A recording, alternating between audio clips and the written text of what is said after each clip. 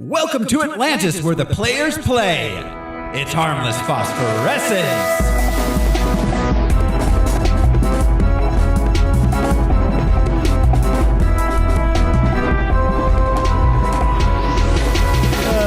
Hello, everyone. This is Thoreau Smiley, and I'll make you a deal. I won't tell you how to captain, and you don't tell me how to podcast. Who's joining me this week? I'm Josh, and I am the product of a love that never should have been. I'm Brian Lesh, keeper of Lighthouse. Permission to come aboard? I'm Alaric Weber. And this is... Don't tell me how to pirate. Did I take yours, Josh? Yeah. Mine too. I was also going to use that. Everyone was going to use that, apparently. Yeah, we were all lined up looking at our list going, a lot of great lines. And this is Harmless Phosphorescence. This is a podcast where we watch every theatrically released full-length live-action superhero movie ever made. We gather some research into the production and the source material, then we tell you all about it. This show is brought to you by our patrons.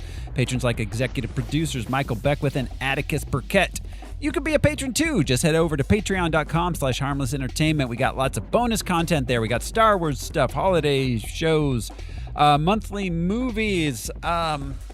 We're by the time you listen to this, we'll have our Beastmaster episode up. So that's our newest monthly movie. Yeah, Beastmaster. Phantasmagorical. It is. And let me just double check. Should have our June monthly movie. Yeah. Oh, nope. We don't have, it's not finalized yet, though it is leaning heavily in one direction. That's what she said. Yeah. To the left. Everyone. Yeah. Our June monthly movie will, by our next episode, we'll know what that's going to be. But this week on Harmless Phosphorescence, we are watching Aquaman. My father was a lighthouse keeper. My mother was a queen. But life has a way of bringing people together. We could unite our worlds one day. Check it out. Arthur is talking to the fish.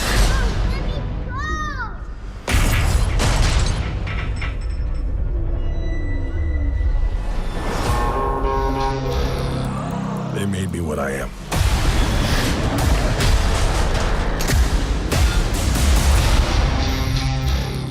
Permission to come aboard.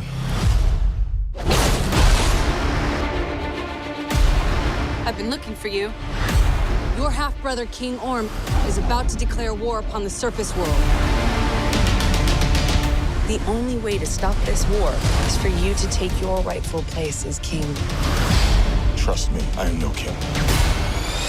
You do your best thinking when you're not thinking at all. That was the worst pep talk ever. Might want to strap in. Welcome home.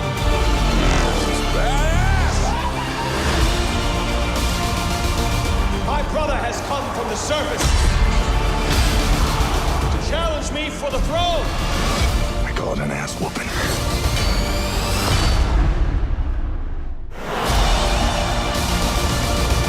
I'm no leader. I came because I have no choice. I came to save my home and the people that I love. You think you're unworthy to lead because you're of two different worlds. But that is exactly why you are worthy. That was awesome. The war is coming to the surface, and I'm bringing the wrath of the seven seas with me.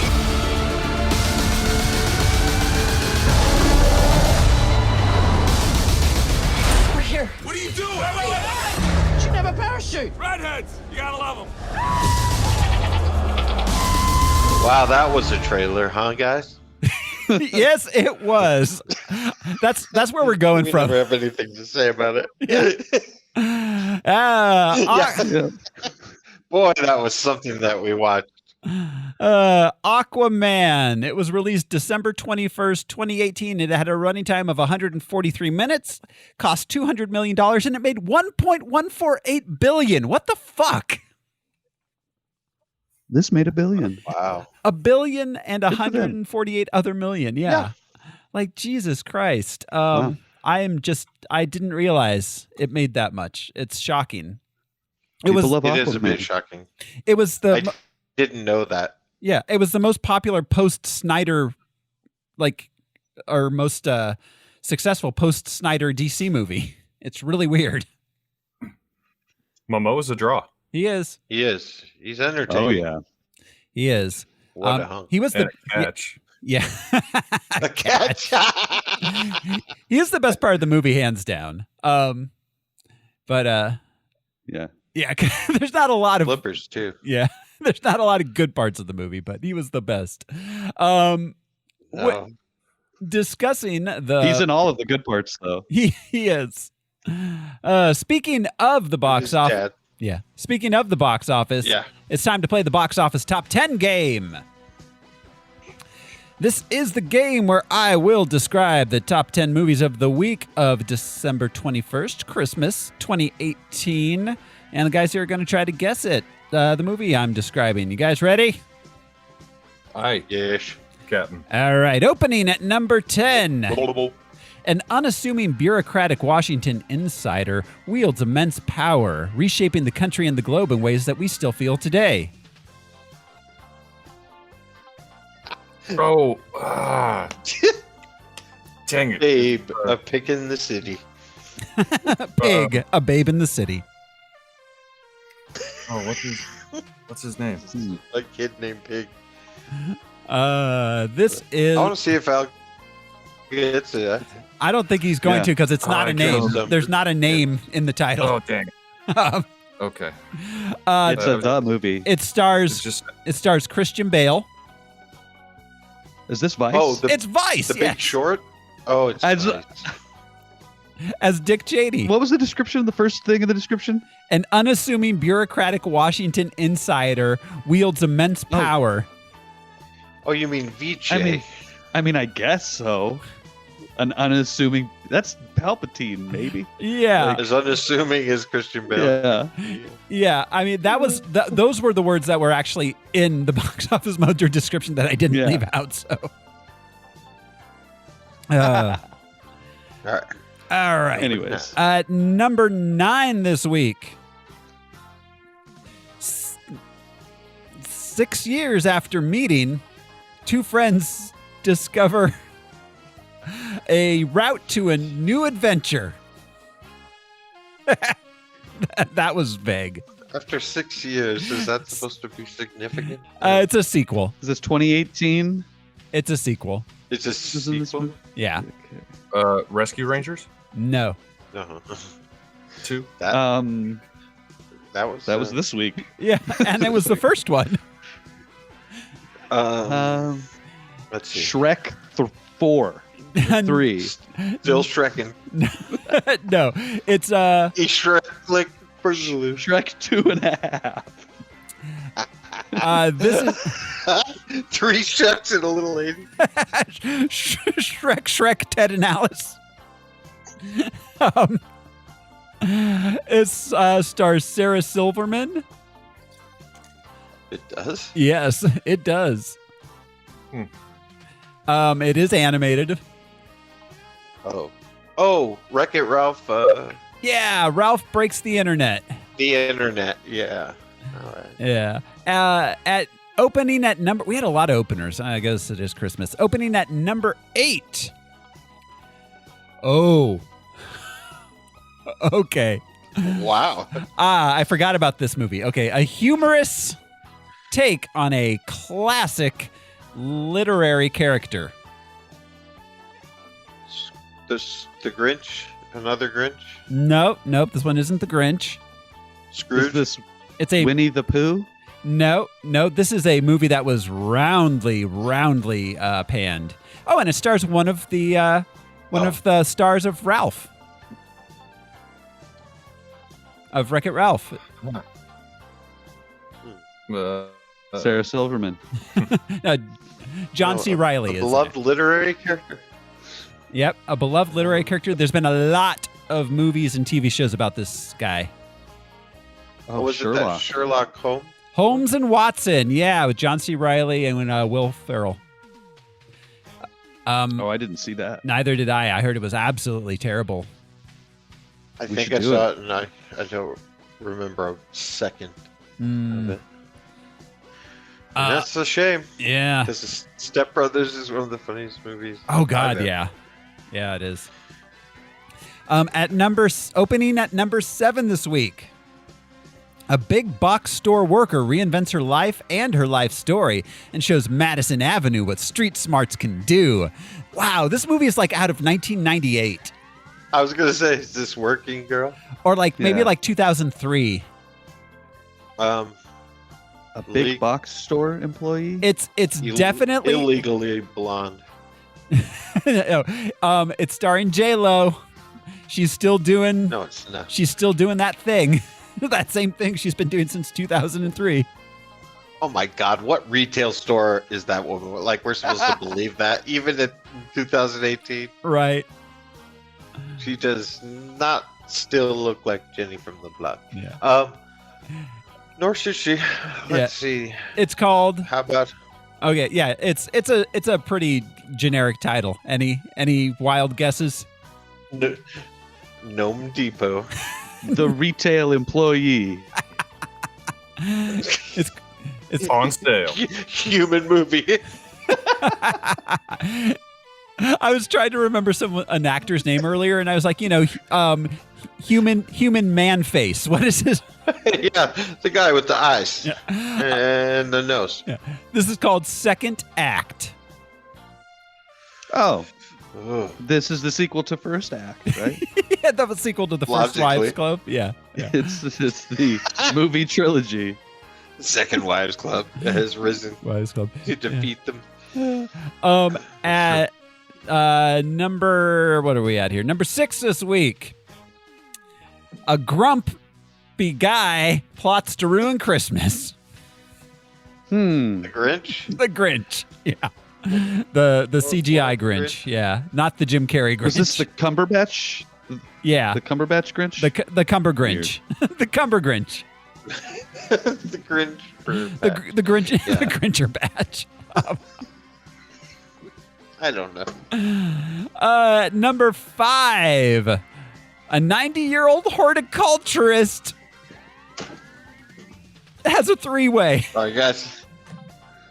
Oh, is this what's that trafficked mule? The mule. Is this mule? Yeah, it's the mule. Clint Eastwood. Or as Clint Eastwood likes to call it, donkey style. Donkey Punch, the movie. Oh, my Lord. At number 4 this week. A teenager must join with 5 other powered individuals from other dimensions. Oh. 5, you say? Mm-hmm. 5 teens, huh? This is a movie. This is a movie we probably would have covered if we were doing animated films. I was going to ask if it's animated, yeah. Oh, it's Spider-Verse. It's Spider-Verse. Oh, yeah. It's still up there? Yeah. This is my veto. I want to watch this one. I feel like maybe we should do Spider-Verse. It kind of like transcends the like, it's not like doing Mask of the Phantasm or something. Like it really. Hey, that's a pretty good one. I was going to say. No, Mask of the Phantasm. Phantasm. Choose like 5 or so. Yeah. Talk me into it. We wanted. Yeah, there's some good ones. I mean, the first Incredibles is really good. Well, that's what I mean. We don't want to open the Pandora's box of animated movies. But I want to do some bad ones. Choose a handful like those. Killing Joke. Oh God. There's some rough ones out there that would be fun to do. The worse the movie, the better the show. That is true. All right. Opening at number 3 this week. On the run in the year 1987, our hero finds refuge in a junkyard in a small California beach town. On the cusp of turning 18 and trying to find her place in the world, Charlie Watson discovers this character, battle-scarred and broken, and they team up. Oh, this is Steel with Shaquille O'Neal. I was going to say Back to the Future, Part 4. If you feel. What was that? Is this the Terminator? Robot creature. This was also animated, right? No, this is live action. Oh, okay. Transformers, like 7 or something. Oh, yeah. Bumblebee. Go yeah. Oh, Bumblebee. This is supposed to be the best one. That's what I've heard. Yeah. I have no idea. I heard it was pretty good. I don't know though. I've only ever seen. Listen. I saw your hero, Jazz. Yeah. I saw the first one, and that was it. Same. Transform once. Shame on you. Transform me twice. Don't get transformed again. Exactly. Quote and quote. At number 2 this week. A few decades after her original visit, a magical visitor returns. Oh, Mary Poppins. Mary Poppins returns.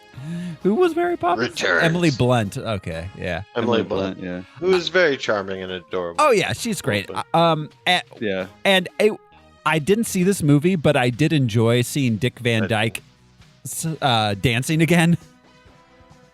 Honestly, I watched it and it was fun.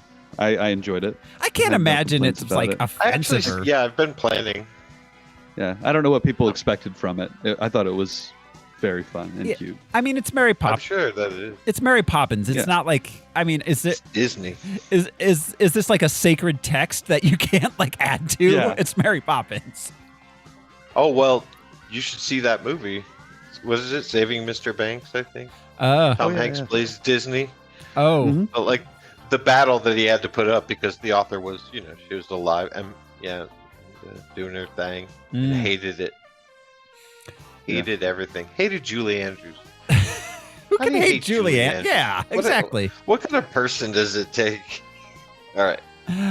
And of course, opening at number 1 this week, Arthur is a guy who can swim.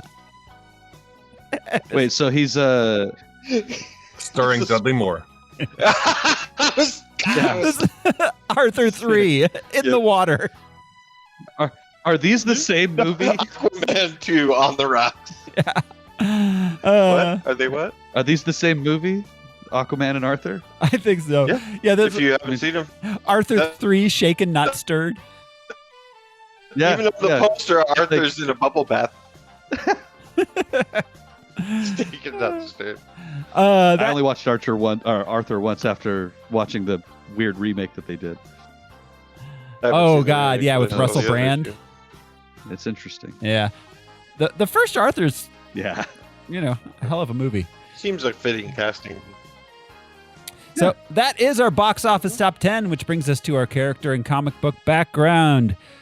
Al, tell us the things we need to know about this fish man.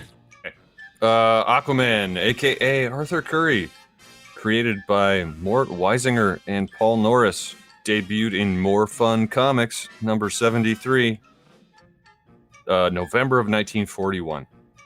41, the long time ago. Golden Age Aquaman. In 1946, Aquaman was transferred to Adventure Comics, where he would reside for 15 years. Transferred? I just picture Aquaman with a box full of things from his cubicle. He got transferred to Adventure Comics. Artie, get your shit together. Clean out your fucking office. So he was there for 15 years, being one of the few DC superheroes to appear continuously through the 1950s. Well, yeah, his pension was vested. He wasn't going to go anywhere. Yeah, and the salt water is a preservative.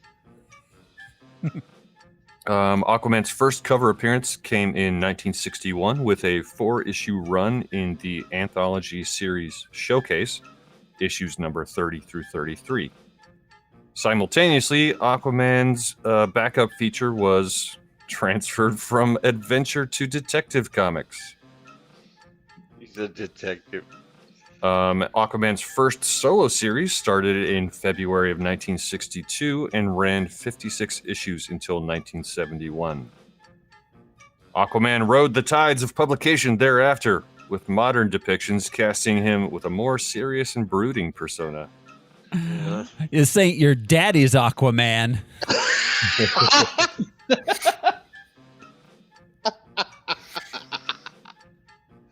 Your daddy's Aquaman is never mind.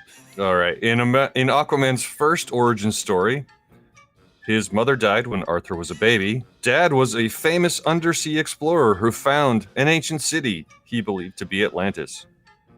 Dad made it. Yeah. I'd say if you find one, pretty good. Dad made a watertight home in the palace and studied the records and devices of the city's ancient inhabitants. Al, Dad- is his name Dad?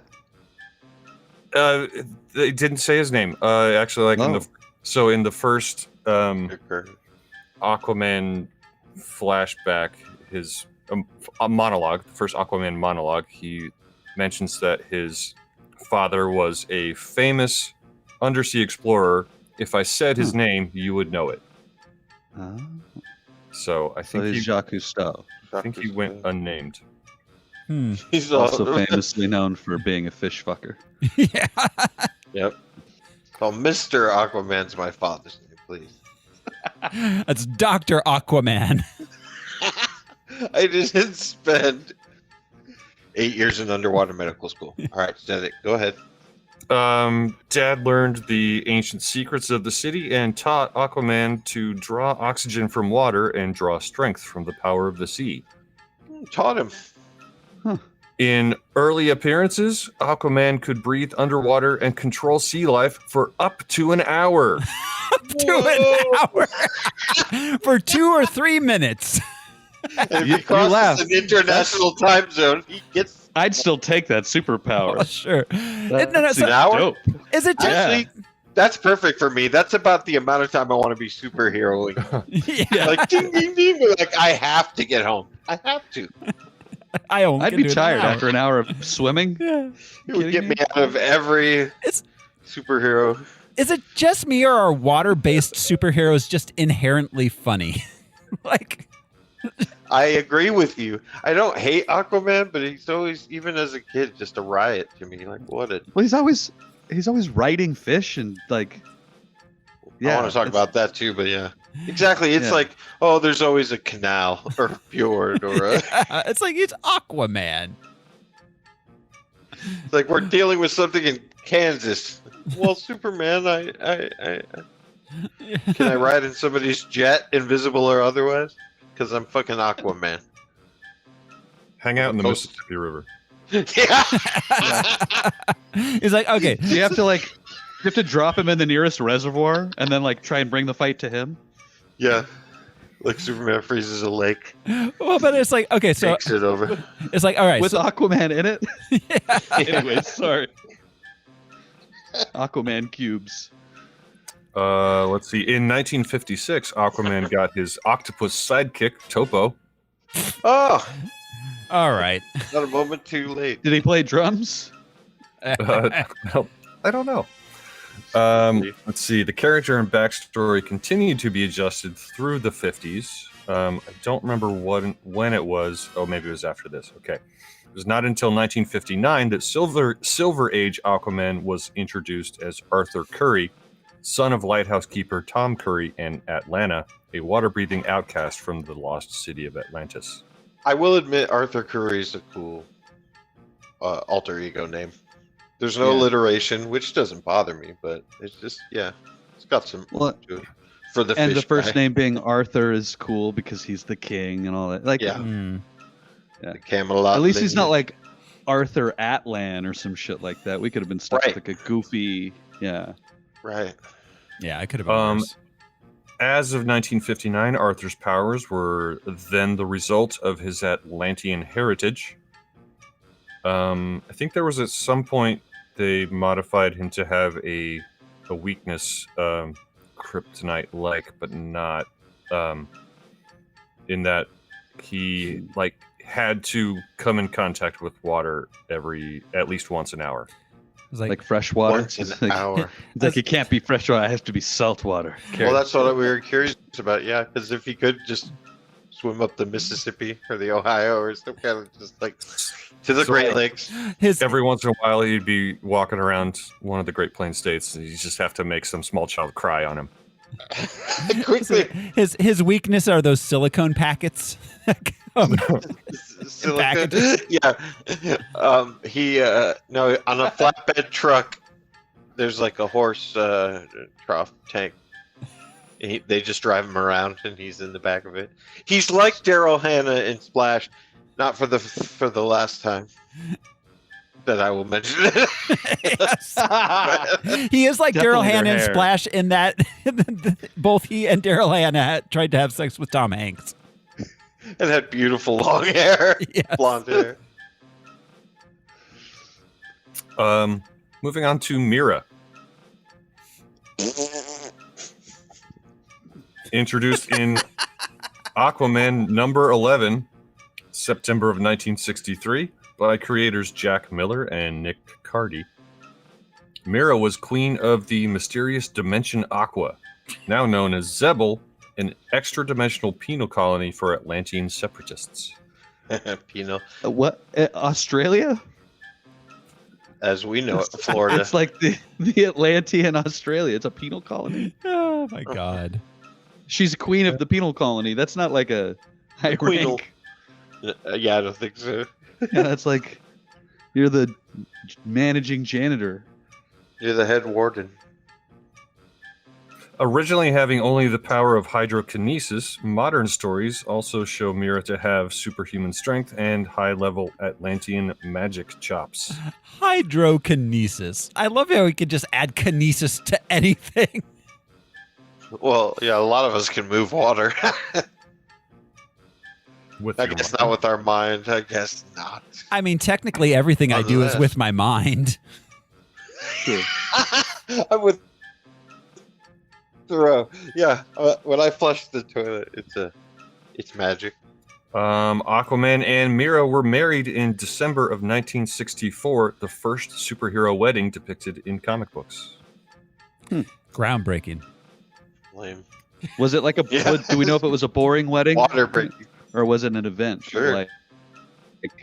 Like all the other celebrity comic book weddings. Oh, it Well, was you know it was a water spectacle. They had orcas there and dolphins doing flips. It's and like the shit. front of the Bellagio. Okay, next. And I love the end. Like Green Arrow was there, and Black Canary was throwing shade. Like all the ones who hadn't gotten married yet were getting all kinds of like shit. Well, yeah. Like, how come you haven't married me, Arthur? Isn't Green Arrow Arthur? Oliver. I went into my own little place. Please proceed out. I was in a bubble. Next up, we have Nuitas Volko, one of the most frequently recurring characters of Aquaman's supporting cast. Introduced in September of 1967 by Bob Haney and Howard Purcell, Volko is chief scientific advisor of Atlantis, and Aquaman would eventually make Volko his king's regent. Then we have Orm Marius, the Ocean Master. First appeared in Aquaman number 29, September of 1966, created by Bob Haney and Nick Cardy. Originally the fully human half-brother to Arthur Curry, the other son of Tom Curry by a human mother. Huh. Still the other way. A younger brother. Jealous of his brother's powers, became a seafaring pirate. Following Crisis on Infinite Earths, Ocean Master was an Inuit of Homo Magi descent. Okay. Wait, is that like a Gay wizards. That's gay human wizards. subspecies? Descended from a Hopefully, long line of gay wizards. Such as, I mean, what's his Gandalf? name? Dumbledore. Yeah. Was Gandalf gay? I mean, Ian McKellen I know is. Dumbledore came out. Right. Ga- Oh, Ian McKellen is. Yep, he's a wizard. The new 52 reboot had Orm a full-blooded Atlantean of royalty, having the same mother as Aquaman. Ocean Master is 100% like a mid-tier like fishing boat. Like it's the not, Ocean Master. Or like a watch. It's like an Omega Seamaster watch. Or the Grand Marshal of a parade. Something. Yeah, on Cape Cod. Yeah, it's the Ocean Master. A jet ski parade. Let's use our 4-pronged tridents. Yeah, Sorry. hey, god damn it. Why didn't I not even think about that? Oh, wow. Yeah.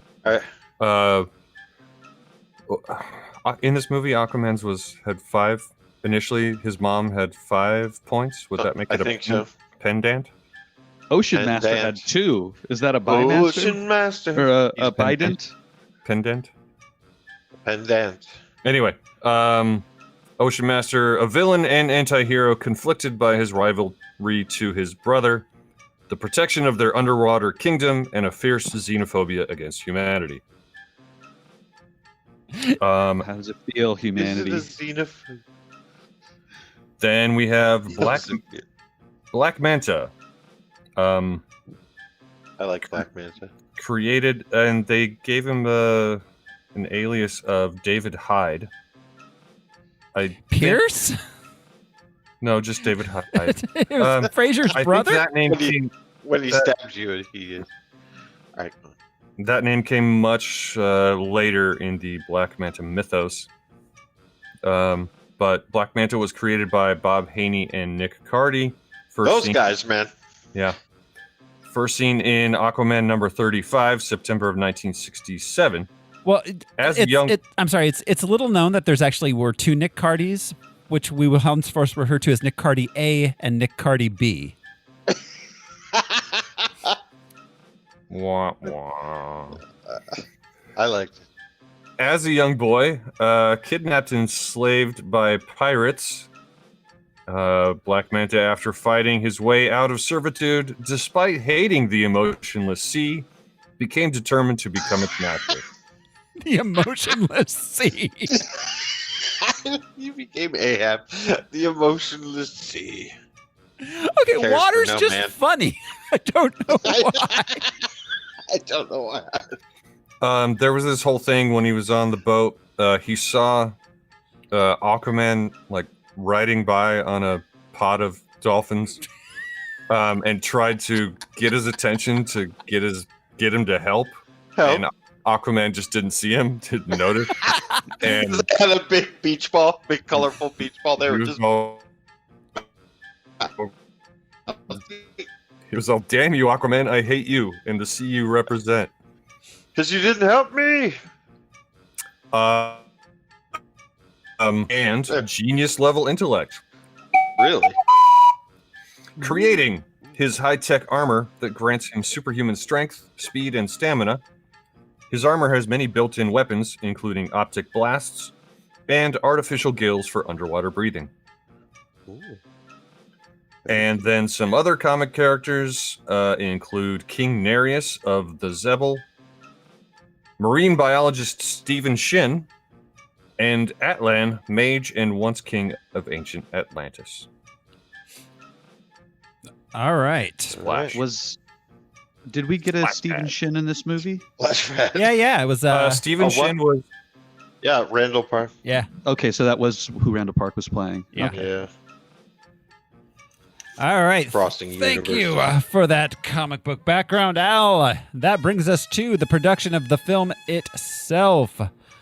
Aquaman. I think it's fair to say it's not a footnote to anything else, but he became most notable and prominent, I think, in the Super Friends cartoons. That was the most exposure I had to the corny assness because I never picked up Aquaman books. Like, I'm with you. I get it. The ocean. Yeah, I mean that the Super Friends was almost my only exposure to Aquaman prior to the Snyderverse movies. Yeah, I don't remember him ever being a serious character prior to this. Yeah, on my time. Yeah, there In the comics, there was the phase. I think it was in the '90s where they actually first showed him with a beard. You know, he grew out a beard and long hair. At one point, he got one of his hands cut off and had the harpoon hand. That I remember, yeah, when they tried to make him a little. Yeah, that's cool. And he got like exiled from the kingdom or something. He was like a deposed former king of Atlantis. Whole dark and broody thing underwater. He was Colonel Gaddafi. So all right. Yeah. So the first time they tried to actually make a feature film version of Aquaman was in 2004. Yeah. The screenplay was commissioned. It was written by Alan and Peter. Robert Ben Garant wrote the screenplay. Nothing happened with that. Do you know who he is? He's from the Reno 911. That guy. Okay. So it probably would have been a comedy. I would think. Interesting. Which makes sense considering how we all can think of Aquaman as a joke. Yeah. Yeah, it is a comedy, whether it says so or not. Yeah, exactly. So then nothing happened with that. The next time Aquaman came up was with the Justice League Mortal movie they were trying to make. We've talked about that previously. That was in around 2009 or 2007. Then with the Writers Guild of America strike happened, and we didn't see anything about Aquaman again until Batman v Superman. We've been through all those movies. This is basically a sequel. Let's see. Jason Momoa was cast pretty early on in that process. He was immediately on the short list. Is it because he was on Stargate Atlantis? I don't know. I have a feeling. Ooh. Yeah. So he already spoke the language then. So that was an advantage. Do you know who else was up for the role? Who? Any other Aqua Bros? I don't know. You were actually asking. If there was a short list. Because I can't imagine anybody else doing this nearly as well as he did. Well, once they decided not to go with the Aryan looking, yeah, like the one from the Super Friends. Yeah. Yeah, no, he's a perfect. It makes If they sense. stuck with that, yeah, we can even Patrick Wilson, who plays the bad guy, Yeah. Oh my God. I mean, it's interesting because he's a Pacific Islander living in Maine, but we'll yeah, but we got Tamura Morrison, so it's all cool. They're out there. They're everywhere. Yeah. Yeah. So, what, fish people or Pacific Islanders? Hey guys. Anybody wearing terrible wigs, of which there are multiple in this movie. This movie is made up of terrible wigs and Jason Momoa's beautiful hair. Yeah, basically. This movie, everybody's hair floating in the water was enchanting, but that's how boring the movie was. Yeah, this movie. I was just watching hair float. This movie has nothing but CGI fish and bad wigs. That's all this movie is. Just like that Muppet, Yeah. New Zealand.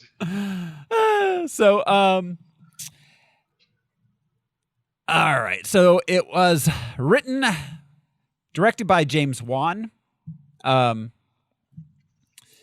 James Wan, let's see. He got his start doing horror films. He was in did some Saw and Insidious movies. Did he do the Wolverine? No. No. No. He also did Furious 7. Mostly, Conjuring, Insidious. He did the first Saw. Malignant. I see Saw. Yeah. Yeah. So that's most of his work outside of this. It was written by David Leslie Johnson McGoldrick. Holy cow. Wow. And Will Beal. That guy knew he wasn't going to be a plumber. Yeah. Oh my God. David Leslie Johnson McGoldrick Also, got beat up a lot. Also wrote Wrath of the Titans, Conjuring,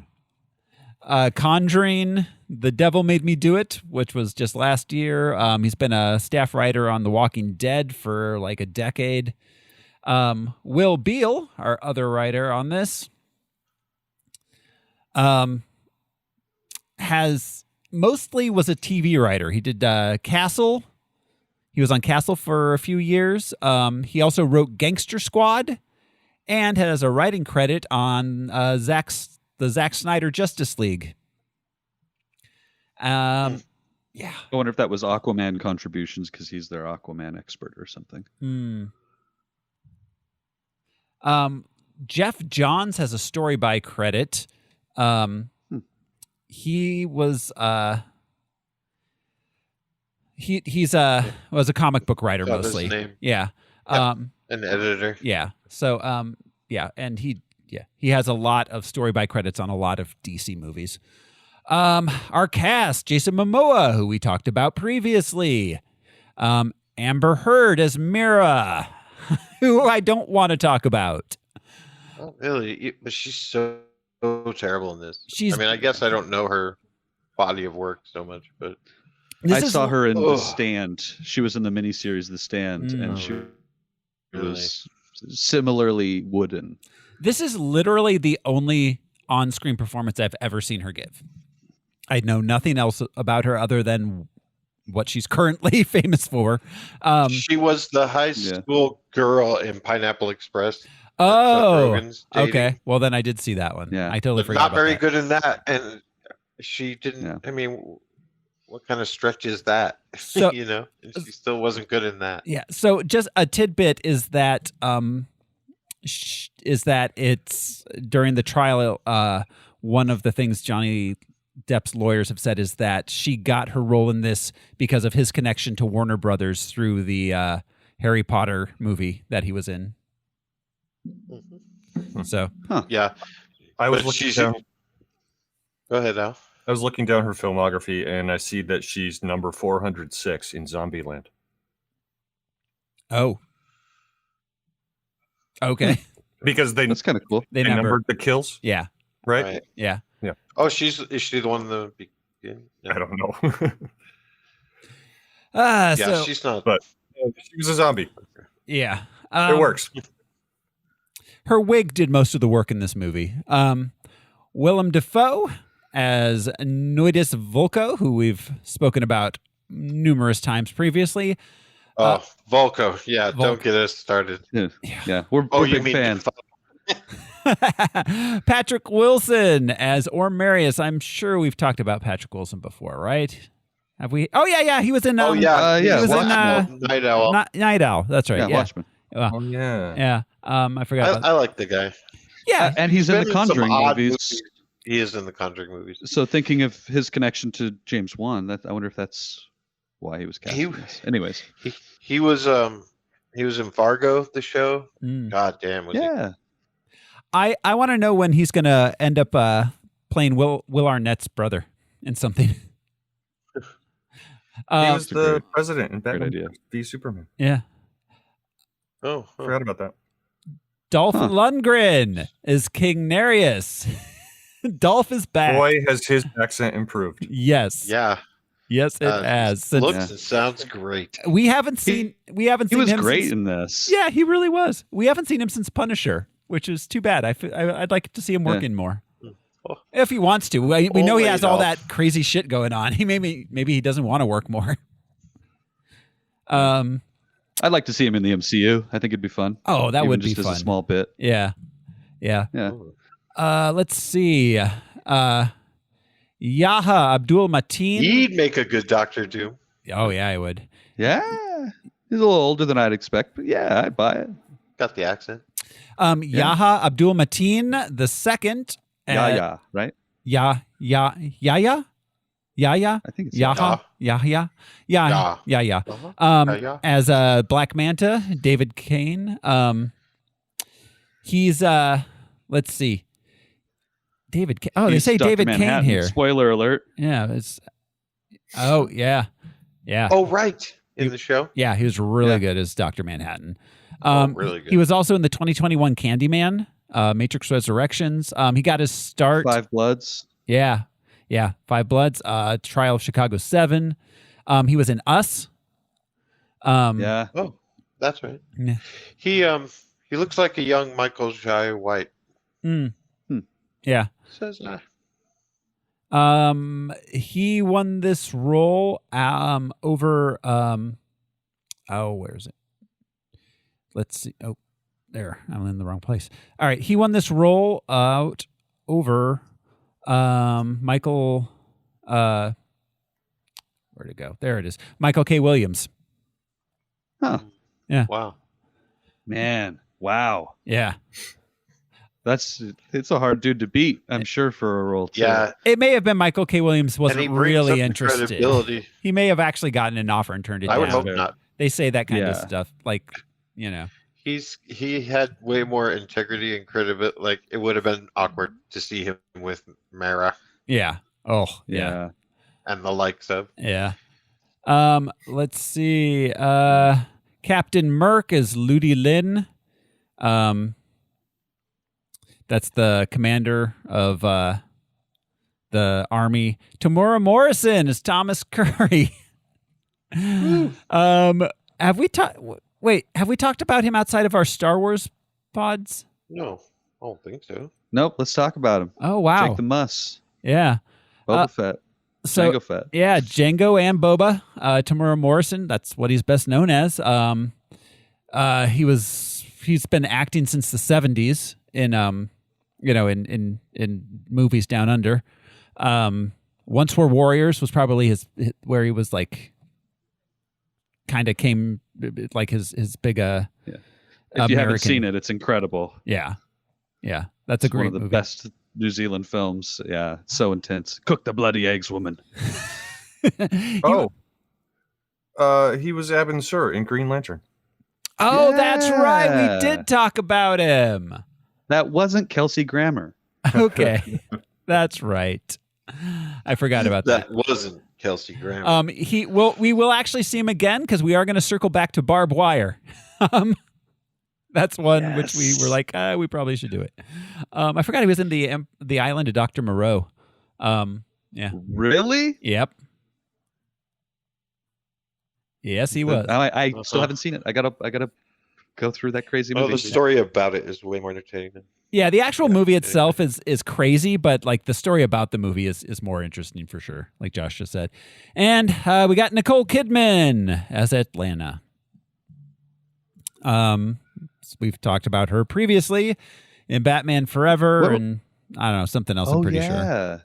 Batman Forever. Yeah. Holy crap. She's been around in superhero movies before. Yeah, she has. She's no stranger. That about wraps it up for our production. Guys, you ready to jump into this thing?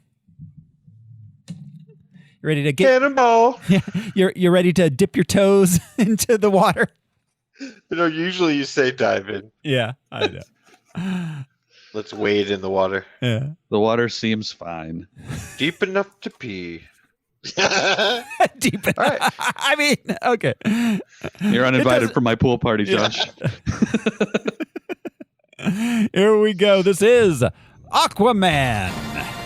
We open on a storm. It's the coast of Maine in 1985. A lighthouse. Which was the place to be. Like Greenwich Village in the 60s. Yeah. There are probably so many Stephen King murders happening. Oh, Just God. right behind their back. A quarter mile away. There's so many kids being like killed and finding bodies and like. Yeah. That's Maine. Maine in the 80s. The fucking rough and tumble life. Yeah. Maine in the 80s. A lighthouse keeper sees a woman injured and washed up on shore. He takes her in, tends to her wounds. She breaks his TV and eats his fish, so they fall in love.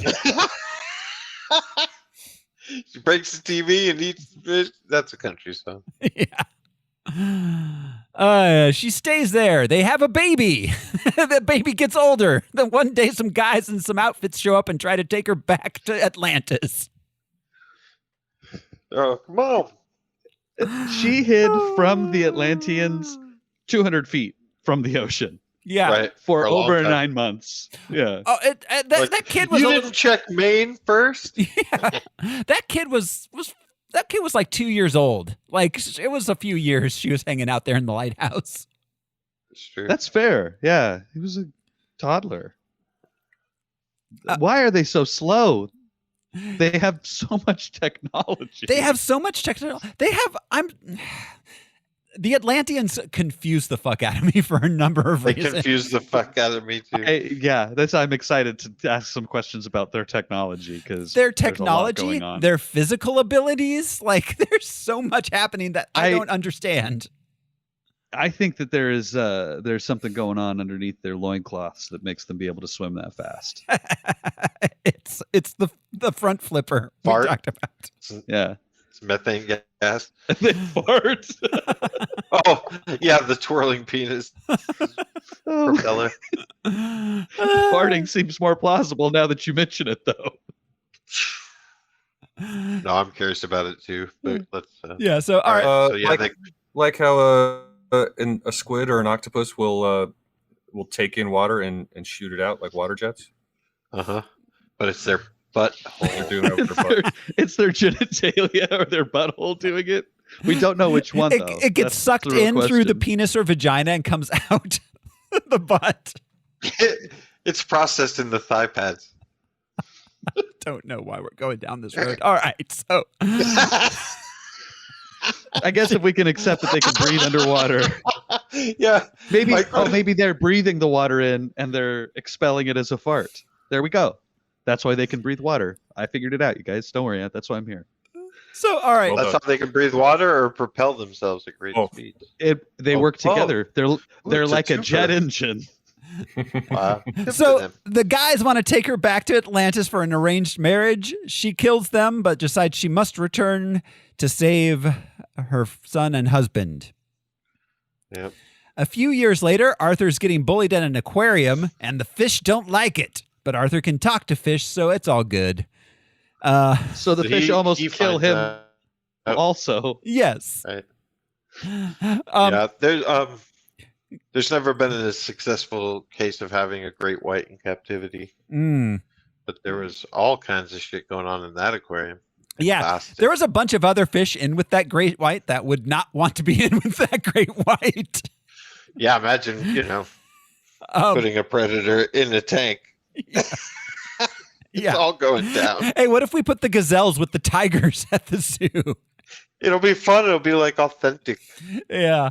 And also it's what if he was getting bullied at like the art museum trip? Like they stole his lunch, Monet.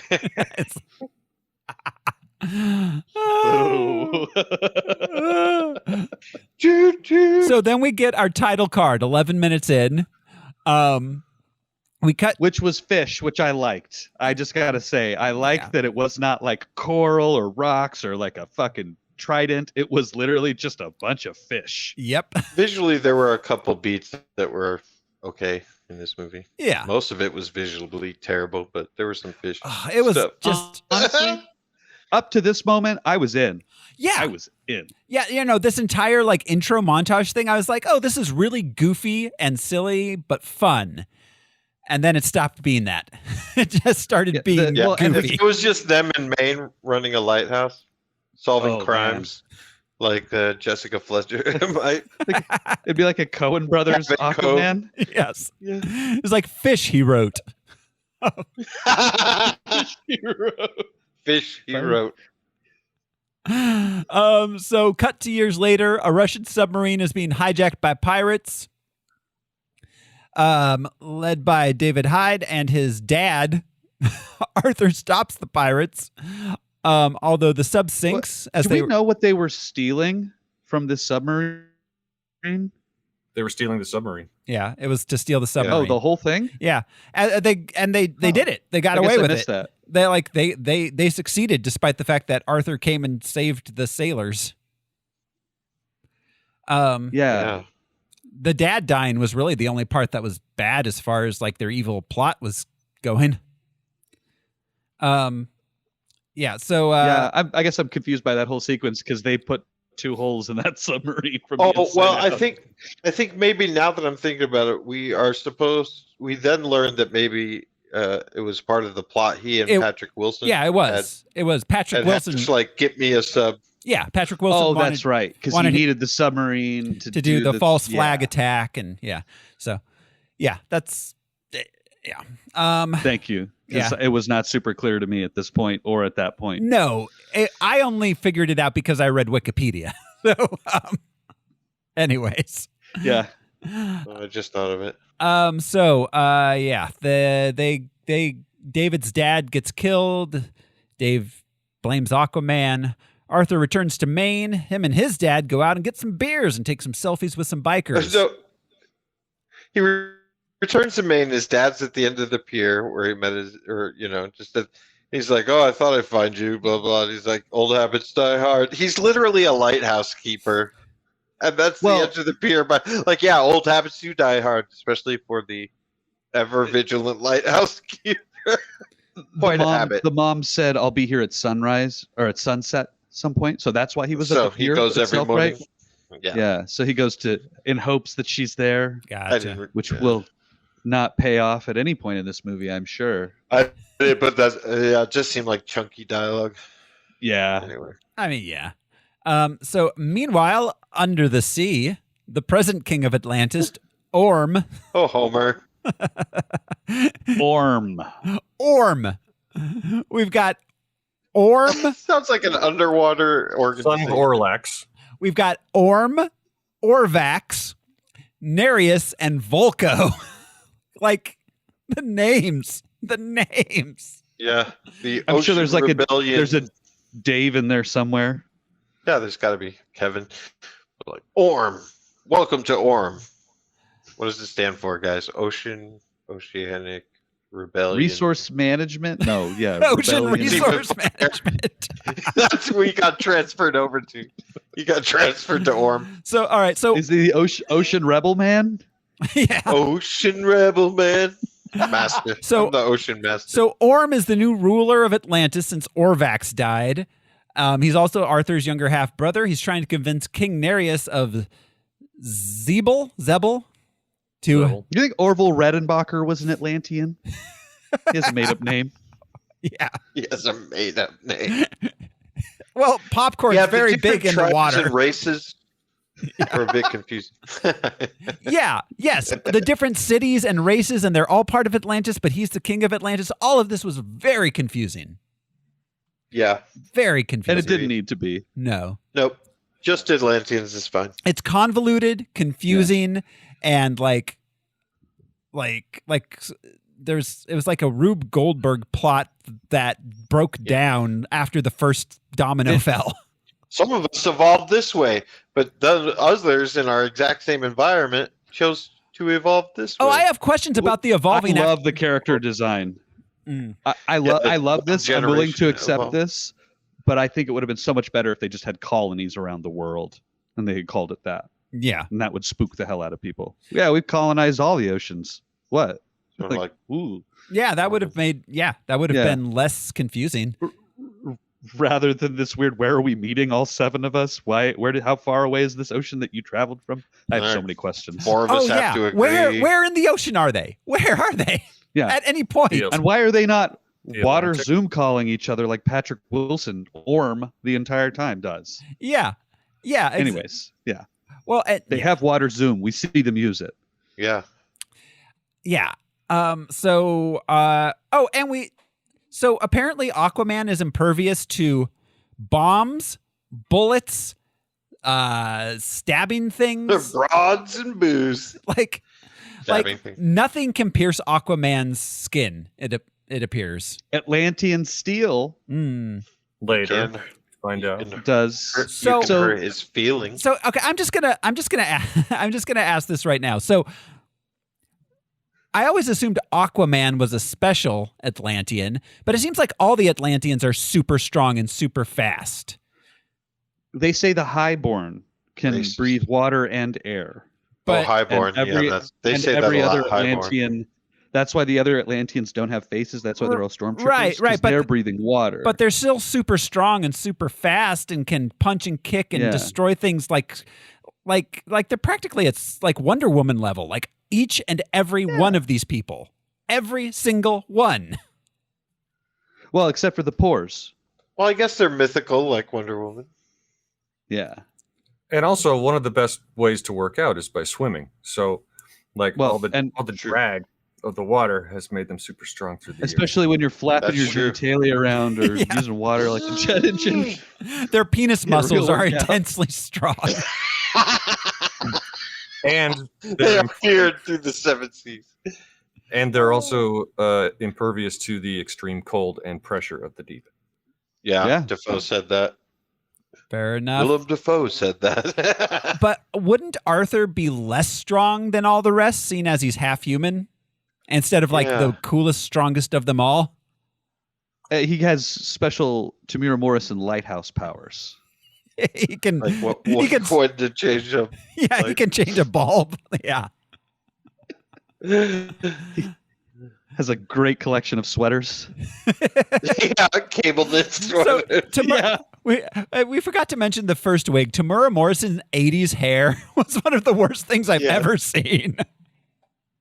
Oh my God. The aging, I will say, was interesting. Yeah. Because young Tamura Morrison is way scarier than this Tamura Morrison is. They really softened him to be very outgoing and cheerful. Yeah. Well, and why did they have to soften he or Nicole Kidman? Does she look like an old crone? Last I checked. Yeah.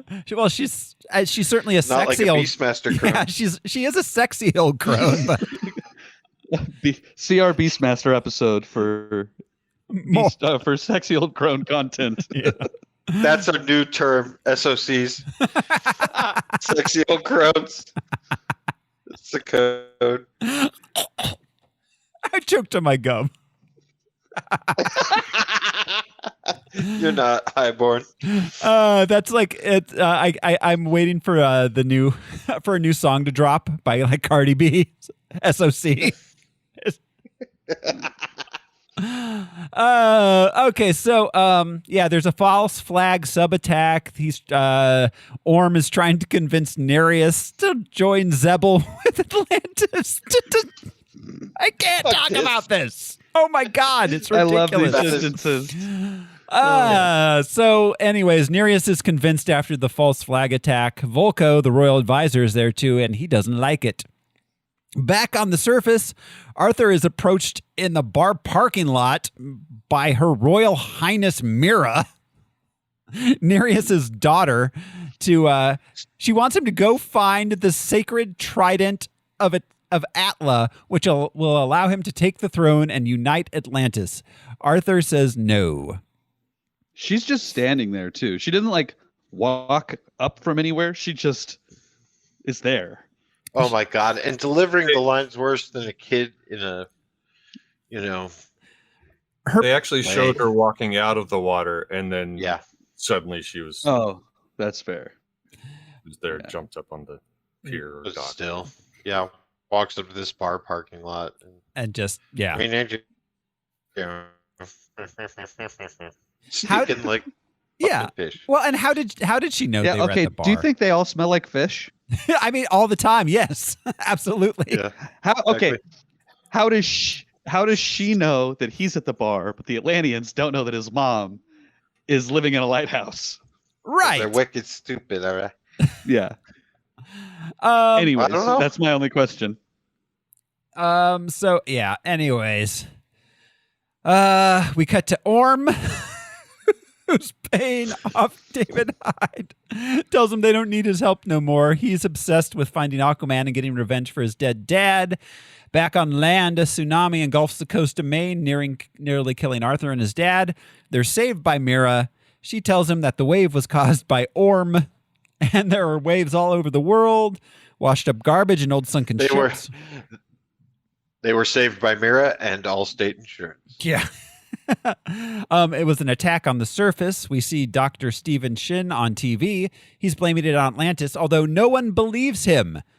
That's crazy. There's no Atlanteans. There's only aliens who come down and almost destroy our world for $3. Right, and we were saved by the one known as the Aquaman, but he's from Cleveland. Mm-hmm. He lives off of Lake Erie. The fact that people are scoffing at the idea of Atlantis in this world after the Justice League is insane. Yeah, that'd be like That'd be like people in the MCU being like, "Ooh, Wakanda," after the Battle of New York. Yeah. Let's see.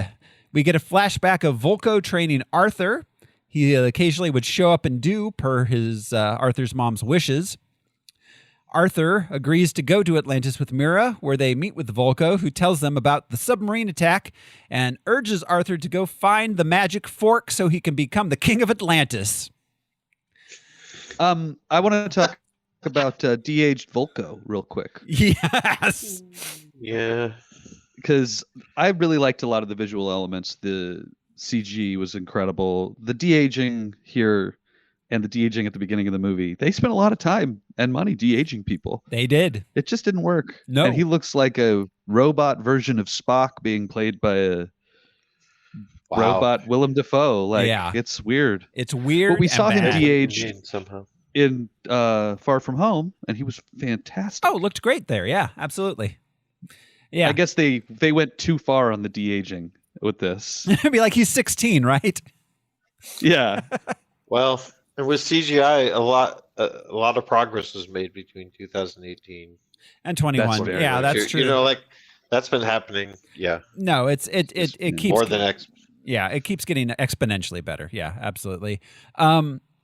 So this is the point where he says, "I know the story," and then William Dafoe proceeds to tell him the story anyways. And then halfway through being told the story, Arthur says, "Well, what happened then?" Thus proving he didn't actually know the story. Yeah, he's like, "I know a story."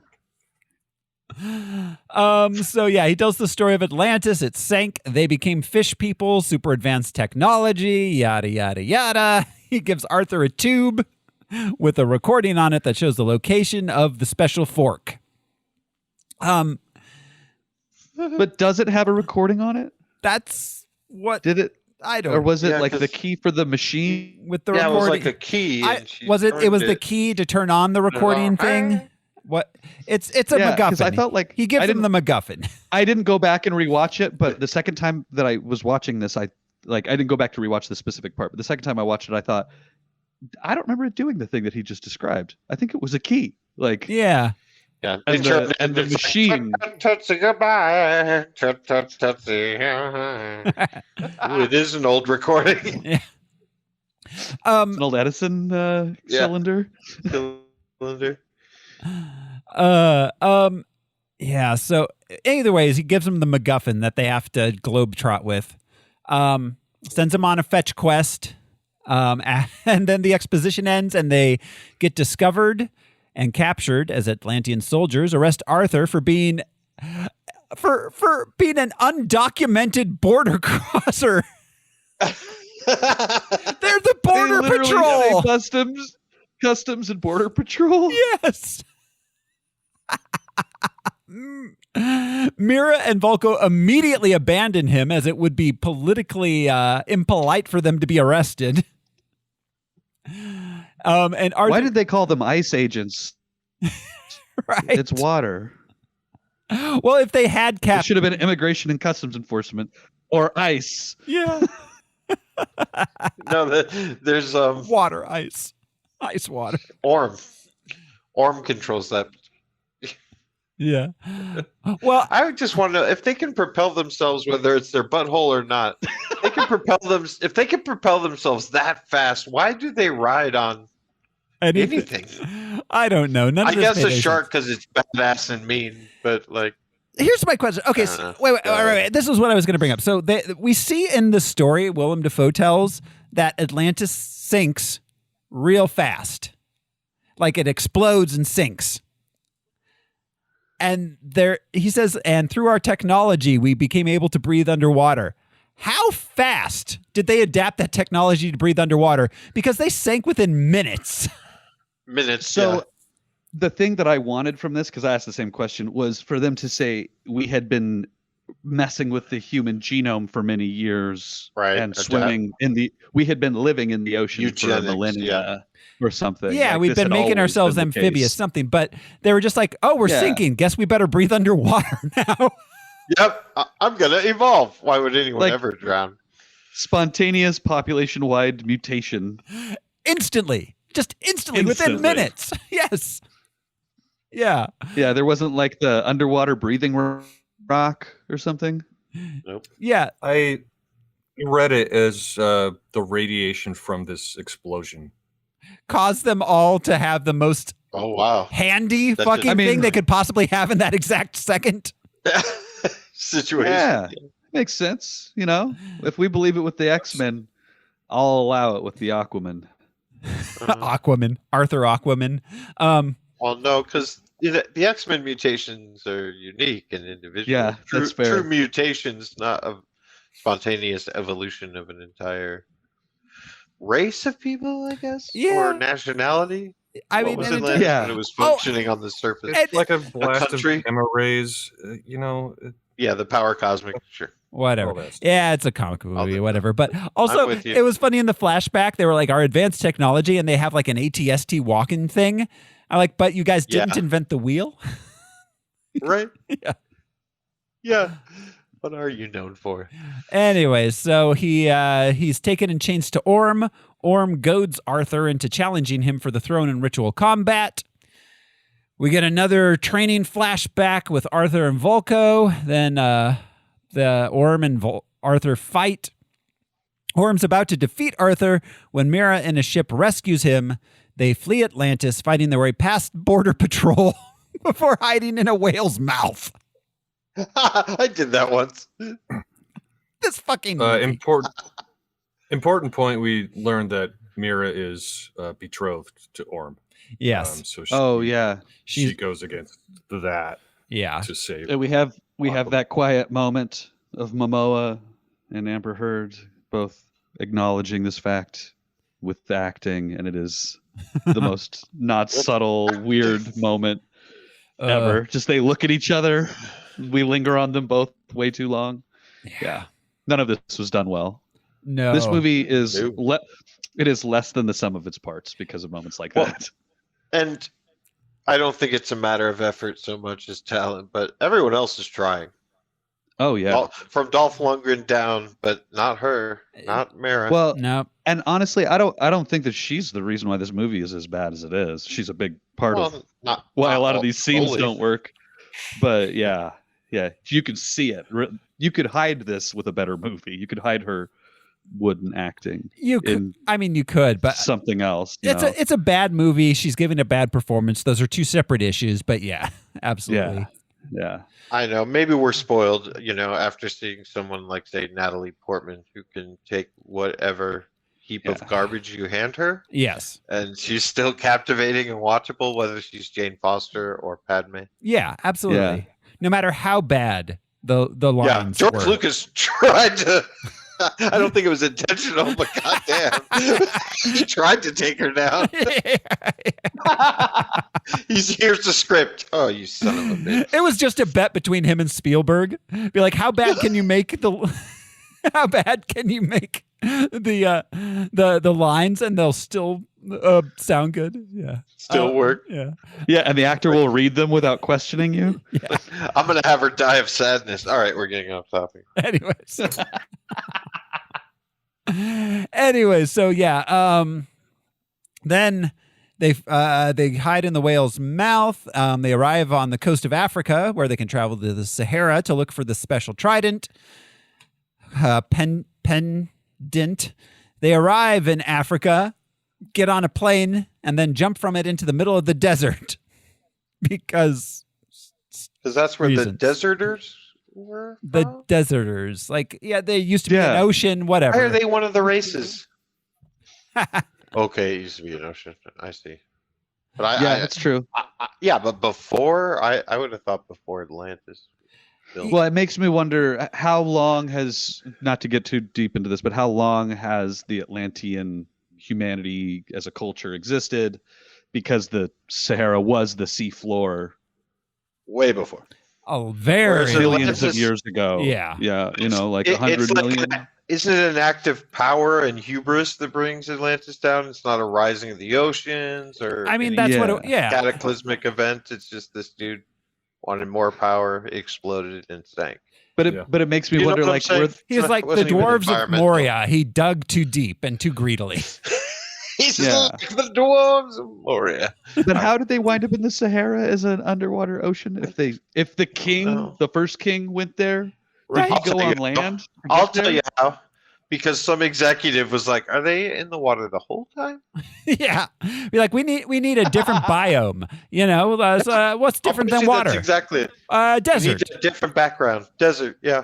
Yeah. No, it was. Yeah, it was like they wanted. Which is a creative take on that, I guess. They were specifically going for a globe-trotting kind of like Indiana Jonesy feel for like this whole middle part. Like they really wanted it to be. But she jumps out and he's like, "Redheads, am I right?" And he's like, "Ladies be crazy. Here we go." Yeah, bitches be shopping. Yeah. So they meanwhile in Atlantis, Orm wants to kill Arthur and Mira. Nereus is against that since that's his daughter. So Volko convinces them to have them arrested and return to Atlantis safely instead. However, Orm he thought she was already dead, and he thought that Orm had killed her, and then he finds out that she's not dead, and he's okay. Yeah, like, just make sure you don't kill her this time. Yeah, exactly. Wouldn't a real person be like, "Dude, okay, no, fuck that. This is over. Yeah, I'm now in opposition to you because I thought you killed my kid." Yeah, absolutely. Yeah. As a parent, I 100%. That's a red line. Because he threatens that. He's like, if you kill her, I'll break our alliance. Like, I'll why be like, not now? Yeah, if you kill her. Don't put that on the table. Yeah. So, all right. Anyways, it was just a weird writing choice. Like, that's the line I've drawn in the water. It's like, I needed them to be on a team still, though, because this happened. Okay, so however, Orm secretly gives David Hyde a super special suit of armor with advanced weaponry, orders him to lead a group of secret commandos and kill Mira and Arthur. For no readily apparent reason, he modifies it so it looks cooler, but doesn't really do anything different than it did before he modified it. Yeah. Did he design the optic blasts himself because he was playing with the helmet? He took them out of the gun and put them onto the helmet. Okay. Yeah.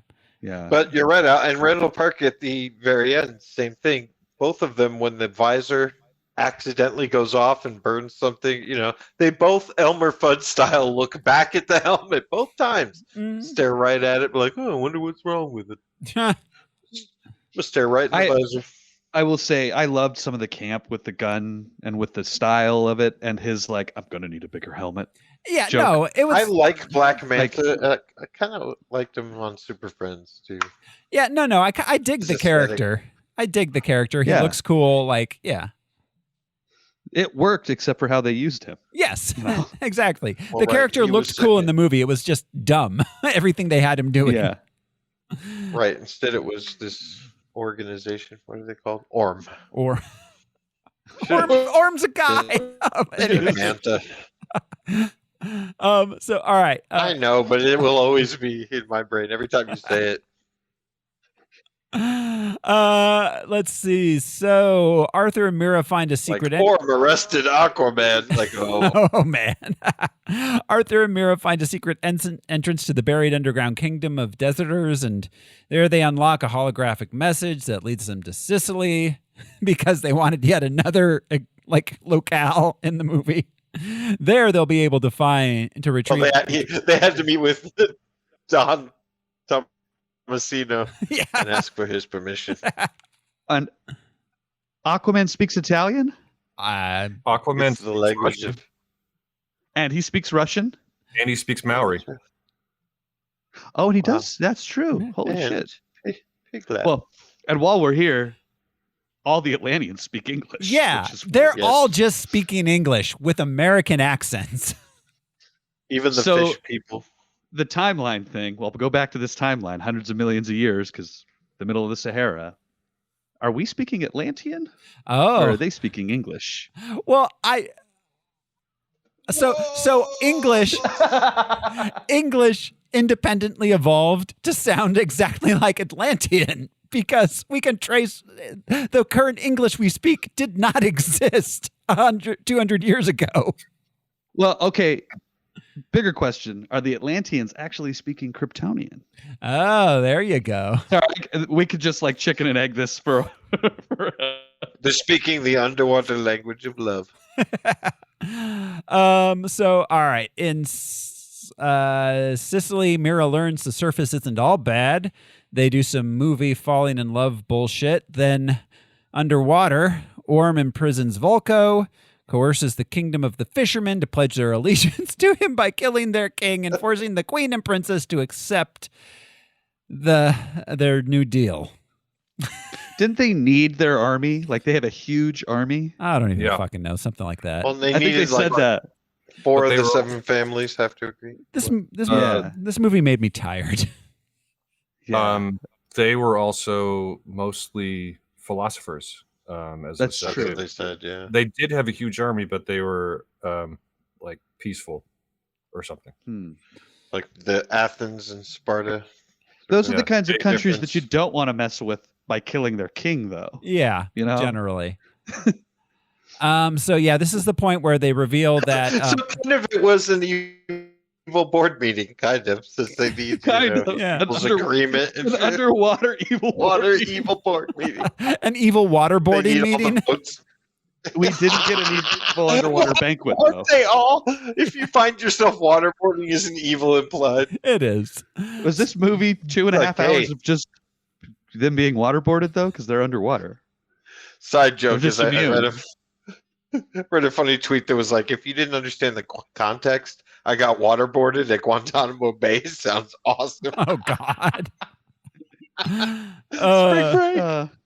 So all right. So this is where they reveal that Orm hired David and his dad to hijack the Russian submarine.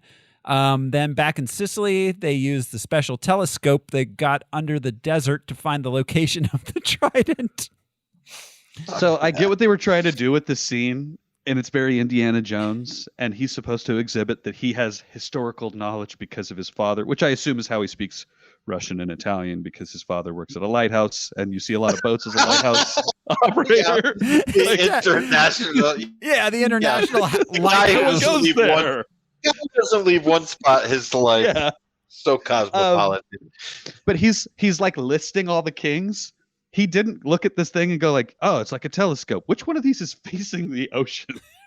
Yeah. Yeah, that's a He good goes point. through this whole long like, I know about each one of these terribly King. worn emperors, and they're not or like generals. None of them are kings. Like what? How do you That know one who is each of these are? King They're Ralph. not labeled. It's literally in ruins. Uh, Also, it has a hole through its face. It made him seem so dumb to me.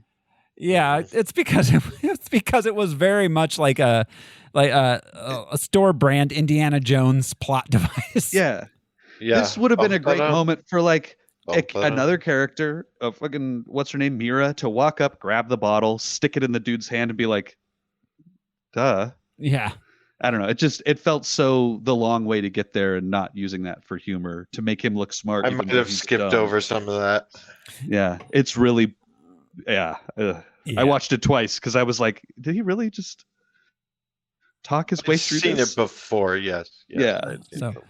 All right, so Black Manta shows up with his dudes. They fight. There's some toilet humor, literal toilet humor.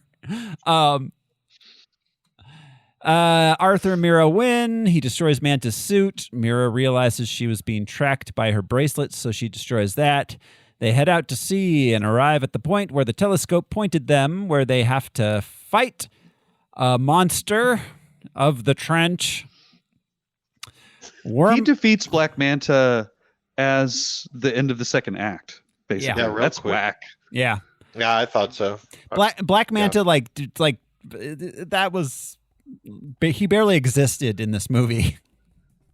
Yeah, it was a bummer.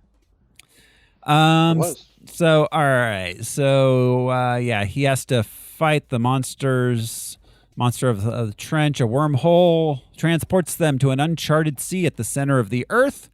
They find Atlanta, who was sacrificed to the trench for Arthur's illegitimate birth 20 years ago, but had survived and escaped to the uncharted sea. Arthur. Well, they wash up on Jurassic Park. Yeah, there's dinosaurs. Yeah. Arthur has to face the Carathin, a mythical leviathan and keeper of the trident. He's gonna Carathin, it doesn't matter, and protect both Atlantis and the surface.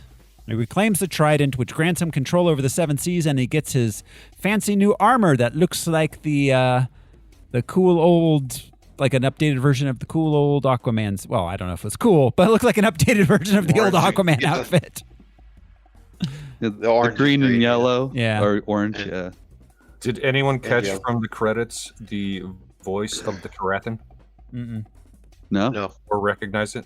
No. Was it Jason Momoa? Like he's Benedict Cumberbatch? Because that would have been hilarious. It was Julie Andrews. Ah. What? That's cool. Weird, but cool. That's interesting. Wow. Yeah. Huh. So, Orm leads his army against the kingdoms of the brine to declare himself Ocean Master. Arthur, Mira... The kingdoms of the brine. That is a lame ass kingdom. It is. That's what sea monkeys. That's what sea monkeys are. Did anyone catch from the credits the voice of the Brine King? I did not watch the credits. I didn't catch any voices. No. I'm on a level with you.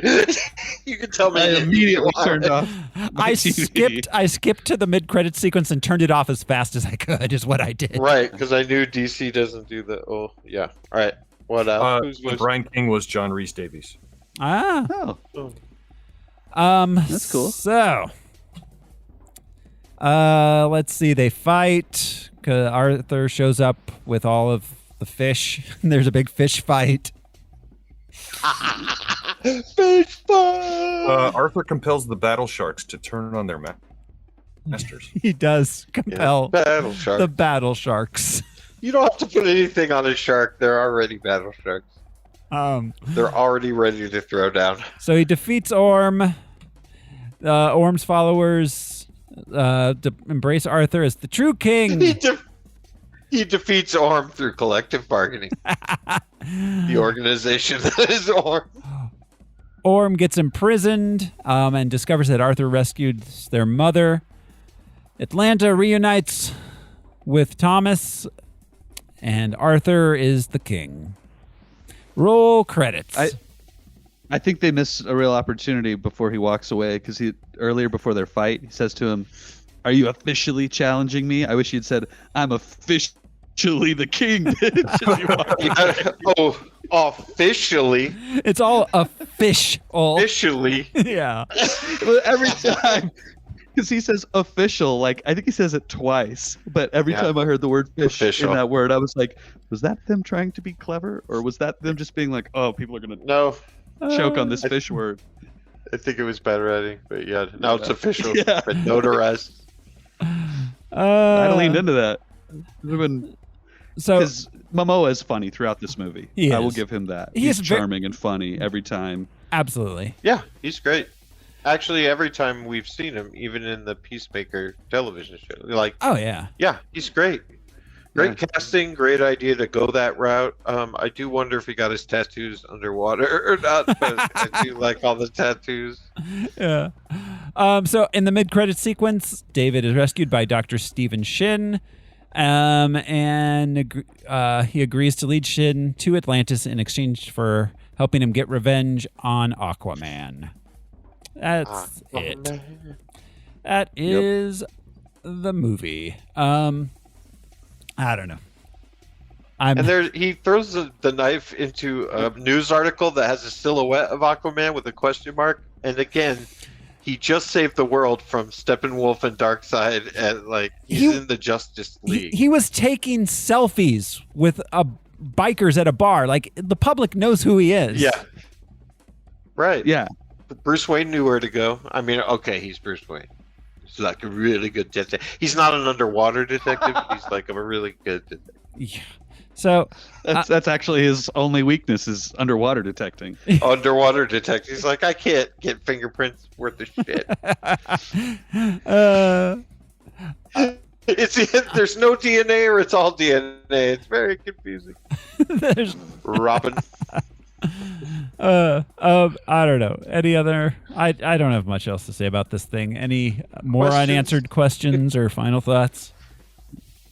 I mean, yeah, but not yeah, that but are no, worth yeah, asking. exactly. Yeah, right. This like, movie I was can nothing. Suspend disbelief for all the Atlantis bullshit, but it is a lot of bullshit. It's a lot of bullshit. Yes. I know you got to talk underwater. You got to move the scenes along, but just, they didn't even try. I can talk underwater. Okay. So can I. Righteous. So can Yep. the brine Like- people. And so can the. it's like smoking But in not space. yeah. You know? There was that moment. yeah. Oh, it's safe in here because the filter thing that does the thing. It was They have to say it. No, there was that moment where they're underwater and Arthur like starts sniffing and smelling. I was like, no, wait, you can't smell through water. That's air particles. Yeah. Do you think that when Nicole Kidman was bathing her kid, do you think Atlanteans like on Earth would be like, I don't know, just dunk him all the way dunk him into the water? And Tamara Morrison comes in and goes, whoa, whoa, whoa. Why are you dunking my baby? Just dunk the baby and slosh it around. Like, I'm just checking. You know, Dude, an we have old-time this thing watch we can do. Anyway, Humans could do that. You can do that to a human, baby. It's not advised. Well, you can do all sorts of things to a human baby. at some point, she, God. Jesus Christ. But yeah, Aquaman. do you think at some point He's she tried to making drown you her an baby to see if he Aquaman. was Atlantean? Just to see. Just to see. Well, that's a part of growing up, yeah. So he was Everybody's okay mom with checks to see if they're Atlantean. It's when you go Breathing get your underwater. immunizations. Now we've got to see if he's Atlantean. So, all right, get guys. the dunk tank. Guys, Get a shot. you ready to rank it? Yep. Yeah. Let's submerge this motherfucker. All right. Where is what's the Kabuki Man? Where's Kabuki Man? Oh, Kabuki Man. Jesus Christ. I don't know. That was a long time ago. I'm bothered by that. Yeah. Look, I said a lot of weird shit then. 112. Is that, oh, you found it. There Lava you- Girl. Yeah. Zone. Oh, this is better. Wow. It has a real Shark Boy. It's not this that bullshit. bad. So, I mean, This is okay. I will say one good thing about this. This is one of the most visually striking CGI clusterfucks we've ever watched. it is. It is. I do kind of like Yes, this yeah. area in here where we've got like Amazing Spider-Man and X-Men Apocalypse, Suicide Squad. Yeah. Like, I feel like this area. Batman Forever. I like Batman Forever The other. for this. Bright The colored other and just Kidman. bad. Yeah. And Nicole Kidman. Oh, yeah. my God. I don't know. DC as well. Yeah. They have to be judged separately. Yeah, so Probably Batman all Forever's that. at 102. This is out of 135. So we're down Want in to the put it bottom. above the Punishers? I don't know. Me. Oh, Dolph Hold Lundgren. We could. I want to sandwich it between Punisher 89 and Batman. Oh my Forever. God, So we it's get a- Nicole it's a- Kidman, a- Dolph And then Lundgren hug. A Let's do Lundgren it. Kidman sandwich. Yeah. Only if it's going to be official. Yeah. Who Ah. says that the- Boss, check the chart. God, though, I just like the kitsch of it being next to a Dolph and a Kidman, because when's that going to happen? When's that going to happen? Never. Yeah. Yeah, never. I know, don't tell that's you the one- odds, but the odds. That's a Kevin Bacon connection right there. That is. So Al, we haven't heard from you. It's a What do you bacon think? Australian twist. I liked it a lot better than you guys did, and I liked the mythology of the different races and whatnot. I liked it better than you guys did. I would put it. I liked if they explained those. I would put it closer to like Green Lantern. Where is Green Lantern? Oh wow, is Green Lantern above these? It's all the way up at 85. 85. All right, well then let's vote because we have it way lower. Yeah, that's like better than Ghost Rider. Ooh, Hero at Large is pretty rough. Yeah, I agree Push with and Jumper. Brian. I'll put it on. How about with Brian? How about we split the difference, stick it right below Howard the Duck, so we can have Duck and Fish together. It's like halfway in between. They both have corkscrew dicks. That's true. Jury's out on the Aquaman. The propellers. I like the poetry of putting it between Punisher and Batman Forever, but I still think it's just a better movie. But yeah, I see. Okay. I say we split the difference. You have to have integrity. Stick it below Howard the Duck, in between Howard and the Punisher war zone. Yeah. Okay. I'm doing it for the corkscrews out there. All right, there we go. Aquaman at number 93. And that is it for Aquaman, which means next week on Harmless Phosphorescence, we are going to be watching Glass, the third of this Shyamalan. So that is indeed a movie. The moment we've all been waiting for. Yeah. That isn't that one yet. Neither have I. Get it done. Yep. So, but that is that is next week on Harmless Phosphorescence. Until then, everybody, this has been your host, Rose Smiley. I will return to you when it's safe one day, right here at sunrise. I'm Josh Cece, and at Orm, we make tomorrow a better today. That's something. Okay. I'm Brian Lesh, and I do my best thinking when I'm not thinking at all. Where I come from, the heat dries our tears away. I'm Alaric Weber. Thanks, everyone. We'll see you next time. Bye.